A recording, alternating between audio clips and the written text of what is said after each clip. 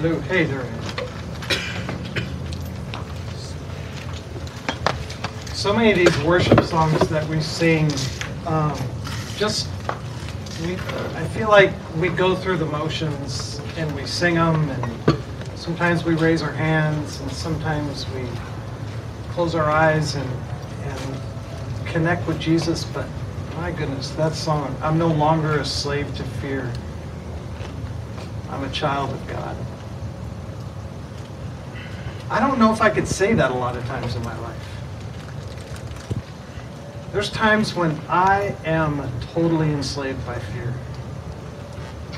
Times when it paralyzes me. And I doubt myself. And I doubt everything that I'm doing. I don't know, that song just hit me in the right way.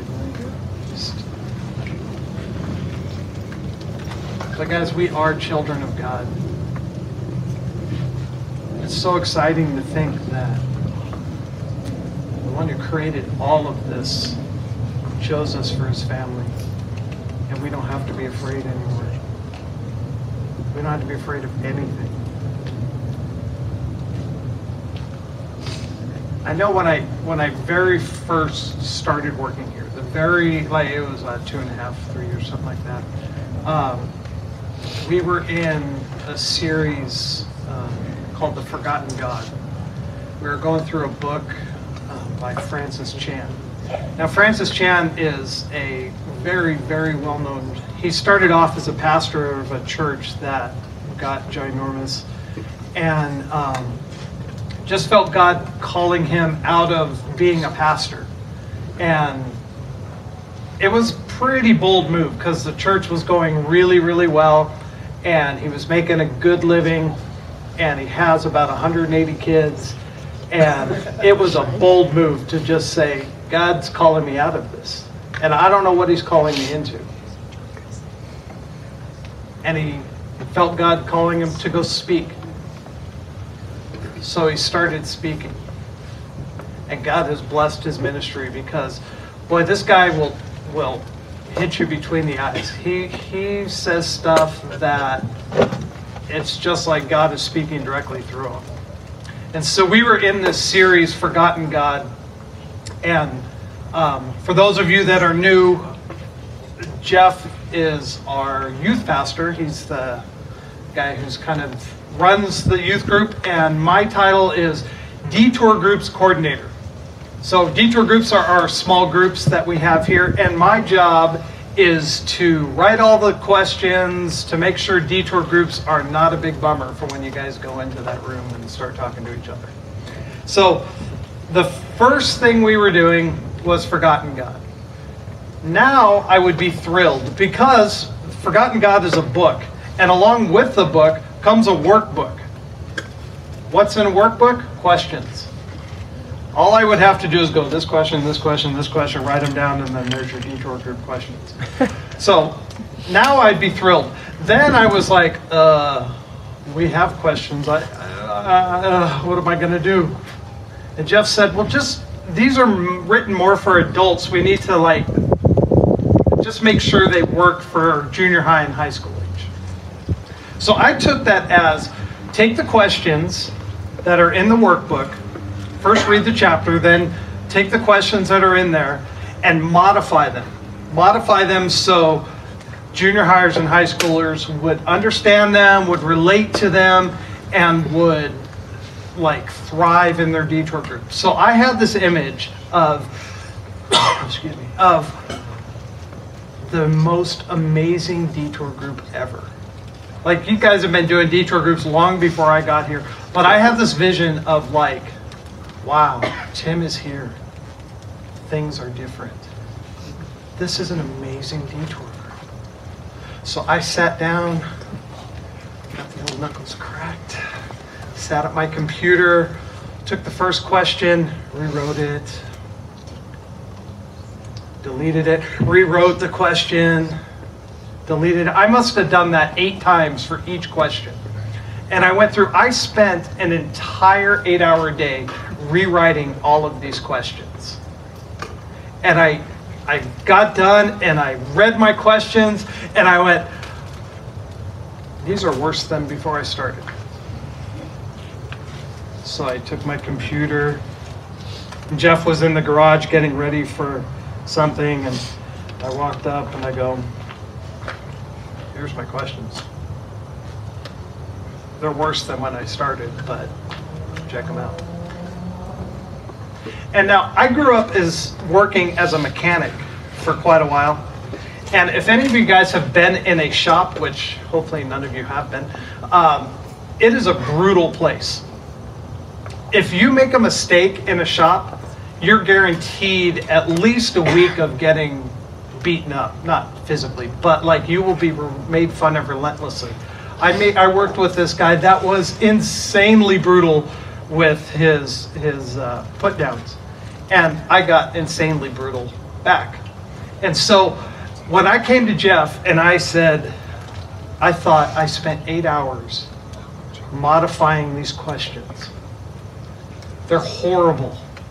These questions are worse than I started. I'm going to get fired on my very first day. And I started thinking, I made a huge mistake applying for this. I kept somebody out of this job that should be here, and I'm never going to do a good job at this job, and I'm terrible, and nobody's going to like me, and detour groups are going to be a big bummer, and I'm so nervous to go talk to Jeff right now. And if any of you guys know Jeff, how many of you guys know? Some of you know Jeff, right? He's terrifying. He is so mean. See, I can say that because he's not here. Actually, he's one of my good friends. I love Jeff. He's an awesome dude. So I went to him with my computer, and I walked up, and I was expecting him to be brutal with me like everybody had been when I made a mistake. And he read the questions, and he went, yeah, they didn't really add much to them. He goes, why don't you just take them and kind of group them and say, like, give little sentences for the detour group leaders to kind of guide them in the way you want to go. You don't have to rewrite them. Just guide the way you want the detour group leaders to lead it. And I'm all, oh yeah. So I went down, and I'm telling you, in 40 minutes, I had done all the work I needed, and they were exactly what I was looking for. I had the guidance that I needed. And Jeff didn't make fun of me one time. And I didn't get fired. And I wasn't worthless. And I wasn't a piece of garbage. And then I sat down and I started thinking, Francis Chan is one of the most well-known authors, speakers, and pastors in probably the world. He travels the world speaking. And I'm trying to rewrite his questions on my very first day. Probably not the smartest thing to do, right? That would be like me, trying to build a Maserati with parts from like a Model T or something, where you're just like, what in the world are we doing here? I did not have the skills, I did not have the abilities or the necessity to do that. And that could be the way some of you guys are feeling as you head back to school.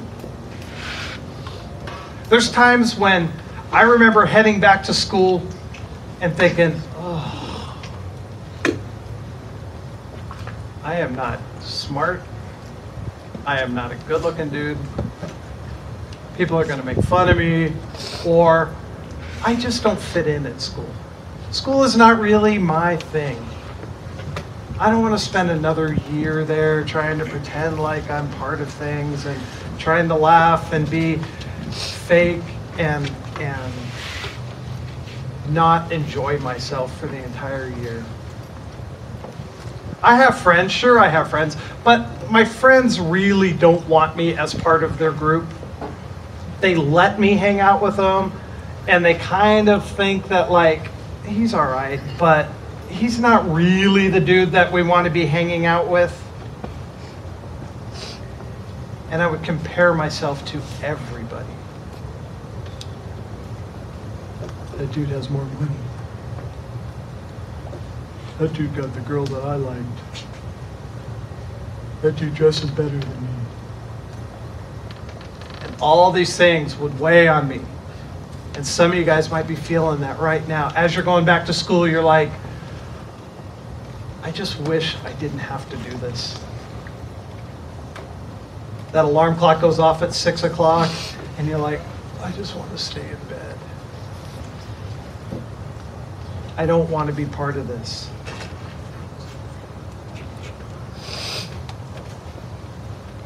Satan uses those talks and uses those thoughts. He uses those to distract us. See, if he can keep us busy feeling horrible about ourselves and feeling like everybody else in the world is better than us, we don't have time to do work for God. We don't have time to make a difference in our school. We don't have time to make a difference with our friends because we're too busy feeling bad for ourselves. And Satan knows exactly what you're working with. He knows exactly your weaknesses. He knows you think your nose is too big. He knows that you think you're fat. He knows that you're old and you're losing your hair and kind of funny looking. I don't know who that is, but somebody must be. He uses that to distract us. And in Colossians chapter 3, verse 2, it says, think about the things of heaven, not the things of earth.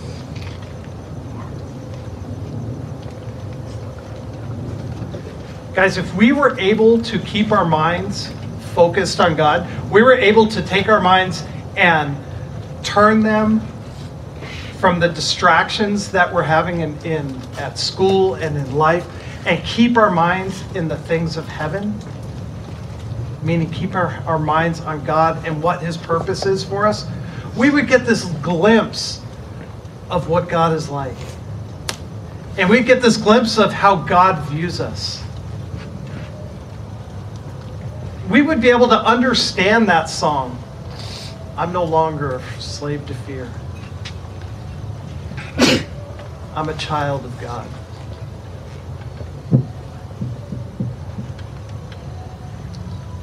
It's easier said than done, though. There's times when we are serving God, when we're doing what we think we're supposed to be doing, we're doing what God calls us, and we're still have this internal battle of I'm not good enough. I'm not enough. I know God called me to do this, but I'm not enough. And I had this big time on a missions trip one time. I was on a missions trip, and I talked to my wife at home on FaceTime, and my dad was, I wasn't going to share too much of this, but my dad was taking me to court. My dad was suing me.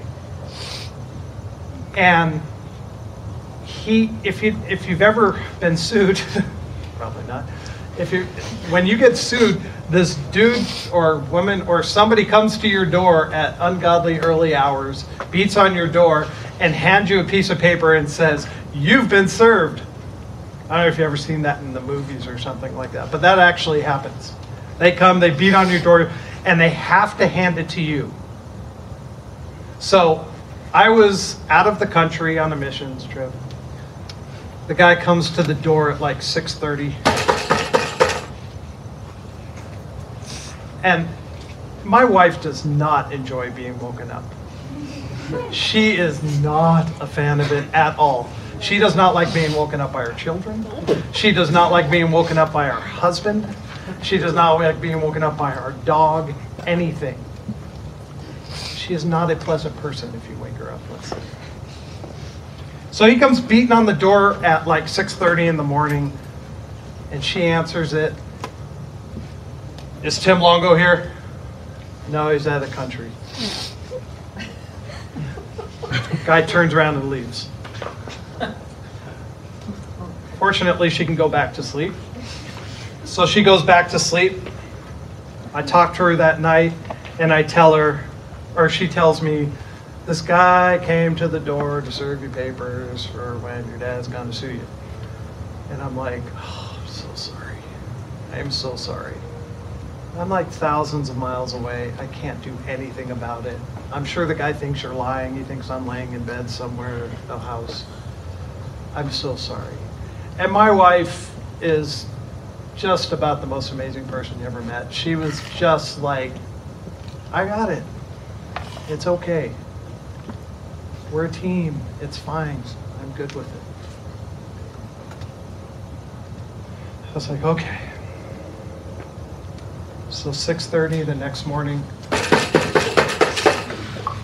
Again, my wife does not like being woken up by our kids, by her husband, by her dog, and especially some dude trying to sue her husband. So she's like, I told you he's out of the country. When will he be back? I don't know. Bang! I love my wife. She's amazing. So the guy turns, walks away. Third day. Now, the night before, I talked to her, and I'm feeling like the biggest jerk because I can't do anything, and this guy is so persistent. I said, tell him when I'll be back. It's fine. I'll take the papers, whatever. Just tell him when I'll be back so you're not going to be bothered again. She's all, okay, no problem. So 6:30. He's out of the country. When's he going to be back? She tells him. He turns and walks away. Wham! Slams the door on him. I talked to her that night. And you know what she said? I'm so sorry. I'm sorry you're having to deal with this. And I'm like, me? You're the one having this idiot beating on our door at 6:30 in the morning. I was feeling, I felt so terrible. And it completely distracted me from our mission, what we were doing to serve God. And that night, I remember laying in bed. Now, this gives you a glimpse into my mind, which is a scary thing. Most of you probably don't want to see this, but I laid there and I started thinking, I can't believe my own dad is suing me. This is horrible. How can I show my dad the love of God? He doesn't know Jesus. How can I show my dad the love of God? Which turned into, I'm putting a big burden on my family. One, by being gone, and now this guy's beating on the door every morning at 6:30. I'm a terrible person. I'm letting this happen to my family. Which turned into, I'm not good at what I do at the youth group. See, there's where everything twisted. Like, Satan was like, okay, I'm going to help you deal with reality right here. Like, this is what's really happening. This is where you really are. You're twisted because your dad is doing this horrible thing to you, and your mom, or not your mom, her mom, my wife, was dealing with stuff that I should be dealing with, and I was feeling bad about it. And then he went, oh yeah, remember over here where you don't feel like you're worth anything? Where you don't feel like you're effective at the youth group? You don't feel like you offer that much? Everybody goes and talks to the other staff. They don't talk to me. When I speak, it's horrible. Nobody even listened. This is what my brain was doing. And then I started thinking, I'm a terrible father. I'm letting this stuff happen to my family. Why am I not there? I'm a terrible father. What do I contribute to this world? This is all going through my brain as I'm laying in a bunk bed on a missions trip. And I start thinking, I am so worthless. My dad's right for hating me. My wife is too kind to me. I don't deserve that kind of kindness. I shouldn't even be here. I don't even deserve to be alive. And right as I thought that, almost that same instant, I almost heard Jesus say, enough!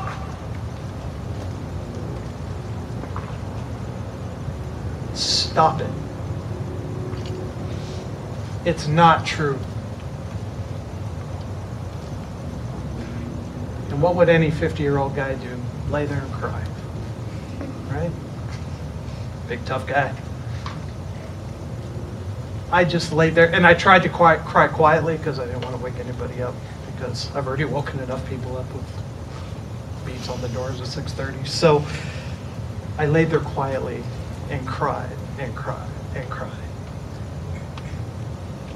And I don't know if you've cried right before you go to bed. It usually leads to a really good headache when you wake up the next morning. And I had that really good headache. But God did something that night. God took that feeling that I had of, you're worthless. You can't do anything. You're here to serve Jesus, and you're not doing a good job with that. And he shut it down. He brought my mind back to things of heaven and not what was happening right then.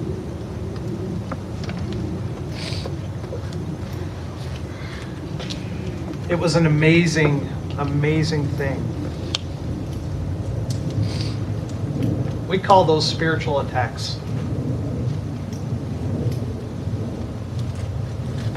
Some of you are going back to school, and you're in school thinking, I am worthless. We've just had several kids in our schools feel worthless enough to end their life.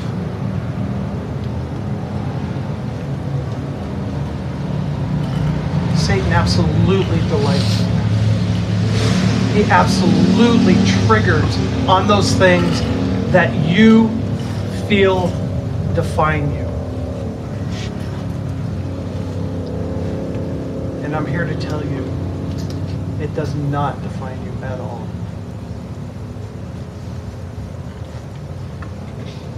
It does not define you even a little bit.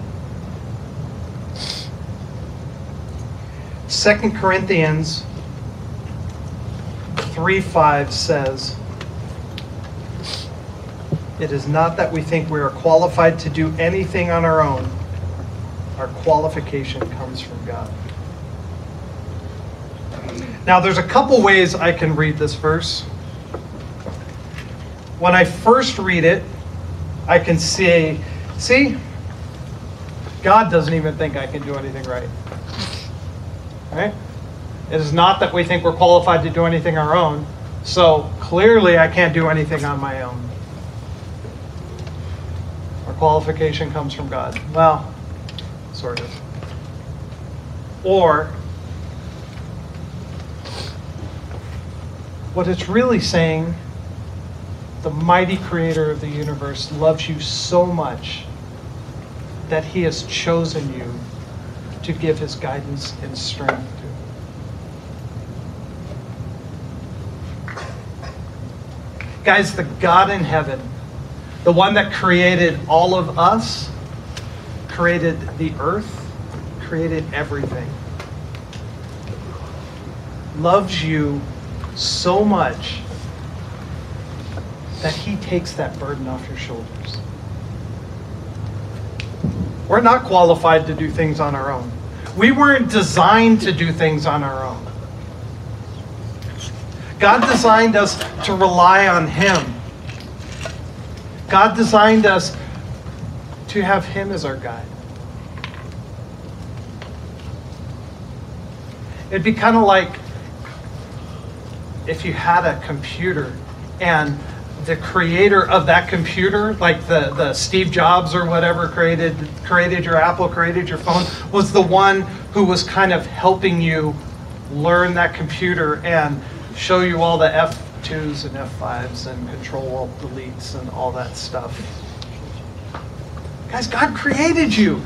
He made you. And He made you to depend on Him. Our job is to follow Him and depend on Him.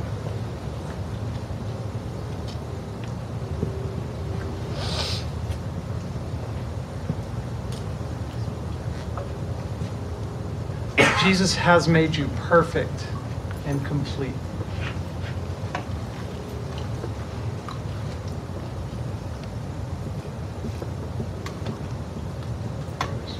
I almost did it without messing up slides. So Colossians 1:22. Yet now that He has reconciled you, now that He has reconciled you to Himself through the death of Jesus Christ in His physical body, as a result, He has brought you into His own presence, and you are holy and blameless as you stand before Him, without a single fault, through the blood of Jesus. I read this and it reminded me of a few months ago in Thailand. There were 12 soccer players. Remember that went exploring in this cave? Remember that? They went back deep. Coach, epic fail by the coach, right? Brought them into this cave, and then the tide came in or something happened, and the cave started to fill up with water, and they had no way of getting out. So these guys were trapped. I think they were trapped there for 2 weeks. Was it about 2 weeks they were there? But there was one man by the name of Sergeant, I'm going to butcher it, Salmon Kunin. Salmon? Salmon is a fish. Salmon Kunin. Yeah. Salmon Kunin. That's what I'm going with. He was a former Navy SEAL. Notice I said former. He wasn't active anymore. But he saw his buddies needed help. Excuse me, I gotta get a drink. I'm dying. His buddies needed help, so he decided he was going to go in and he was going to help his friends rescue these 12 soccer players. So he went in with his dive equipment and his oxygen mask, and he dove under. And what they were going to do is, one by one, they were going to buddy dive out. So they were going to dive and give some oxygen, he'd take oxygen, they'd take oxygen, and they'd go back and forth until they were out. Well, he got to the point where there was not enough oxygen for them both. And so at some point, he removed the oxygen from himself and he gave it to that soccer player. And they continued to swim and continued to swim and continued to swim until Salmon wasn't swimming anymore. The student made it out, but Salmon didn't.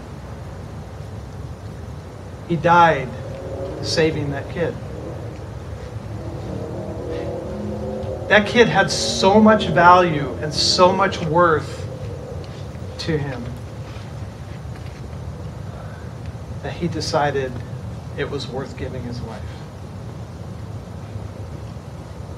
He didn't have to be there. He wasn't still in the military. He wasn't forced to be there. He decided to be there. And he gave his life. And it reminded me of this verse. Because guys, God did the same thing for us. Without Jesus, we are a hot mess. Without Jesus, I'm that dude laying in the bed crying, feeling sorry for myself. But God brought his son to earth. And as he knew his son was going to die. He knew his son wasn't only going to die, he knew his son had to die. We've messed things up here so much that his son had to die so we could be washed clean and we could be forgiven of our sins. And because that has happened, Jesus views us as perfect. Think about that. How many of you guys view yourself as perfect? I should put my hand. Right? Have you ever looked at yourself and went, nailed it? There ain't nothing I would change. I got it all going on. I'm as smart as I want to be. I look as good as could possibly be. All the ladies or guys, they love me. It's a Dr. Seuss book in real life. There you go. None of us feel that way. All of us look at ourselves and go, I look at myself, and I've said this since I was a little kid. I told my mom this. Mom, my face is too long, too fat, my eyes are too close together, and my ears are too big. Other than that, I got it. So, I mean, later, you can look now, take a closer look. It's all pretty true. The eyes are way too close. How do I have a long, fat face? It seems like you choose one or the other. You got fat or long, but God gave me both. So. But Jesus takes his long, fat face with the eyes too close together and these gigantic ears and the voice that sounds like a girl. And he says, nailed it. He says, it's exactly what I was going for. You're perfect. I wouldn't change a thing. In fact, it's so perfect, I would die so you have the privilege to stay perfect in my eyes. And that's exactly what God did.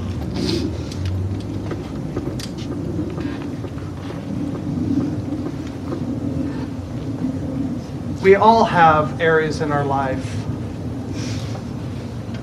where we're inadequate. We have areas in our lives that we need to work on.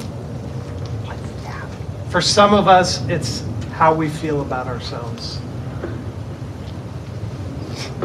Guys, I'm not pretending like you can just hear this amazing talk that this guy gave one night. I mean, it's such a good talk. I mean, it was an amazing, no, I'm sorry. You can't listen to what I said and be like, okay, now I feel good about myself. I understand it's years of input that some of you have had of people saying false things to you that have helped shape how you feel about yourself. Things that your parents have said. When my daughter was born, I looked at my wife and I said, I wonder what we're going to do that's going to cause her to go to counseling in the future. You can ask her later, because there's going to be plenty of it. There's lots of input that we take that we don't need to take. And it helps shapes how we feel about ourselves. So guys, where are you inadequate? Where do you feel inadequate, even if you're not inadequate?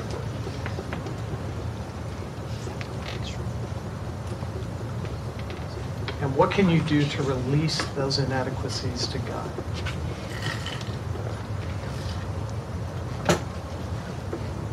Now, this can be a little tricky. in my own life, when I try to release my inadequacies and my feelings of feeling bad about myself and feeling like I'm not worth anything to God, sometimes I feel like the fact that I can't release things to God all the time, that makes me a failure. See this whole spiral thing that we have going on? So guys, talk to somebody. Pray. Pray to God. Pray that He'll release you from these. Be strategic on what you listen to. That is really important. I guarantee you some of you have people that you're spending time with that are speaking lies into your life, that are doing everything they can to make you feel like you're not enough. And oftentimes they do that by making themselves look better than they are.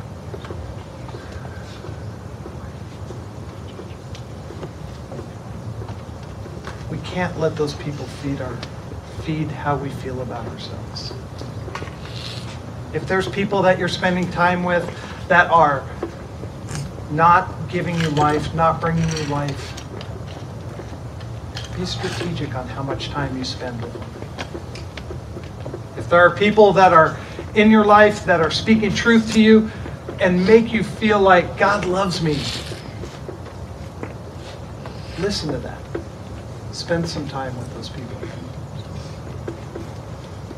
If you need to talk to one of us, one of the staff here, we are all more than willing to talk to you. We're all willing to spend time with you, and we don't always have the answers. In fact, a lot of times we don't have the answers. But you can guarantee that we love you. And you can guarantee that we will listen and we will pray with you. And if there is something you need, we will do everything we can to get that for you.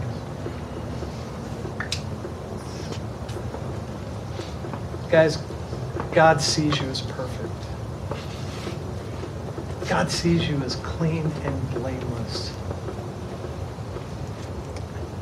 Let's try to see ourselves that way. Let's pray.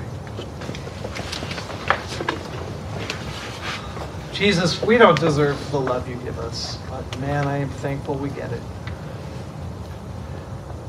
Thank you for dying for us. Thank you for loving us so much. And most of all, thank you for not asking us to do this on our own. Thank you for being willing to take the burdens that we have. Thank you for being willing to see us as perfect. God, we ask that if there are people here that just don't feel good about themselves, don't have an accurate picture of who they are and what they stand for, God, I just pray that you intervene. And Father, that you show them how you feel about them. Lord, and if some tears need to be shed because you're there for them and you show them your love, God, let those tears be shed. And Father, if there are people here that don't know you, that haven't started a relationship with you, God, I ask that, Lord, you work in their hearts right now and you show them that you so want them in your family, that you so want them to be loved by you and be able to accept your love and your guidance. God, you're amazing, and we just thank you for being that way. In your name, amen. All right.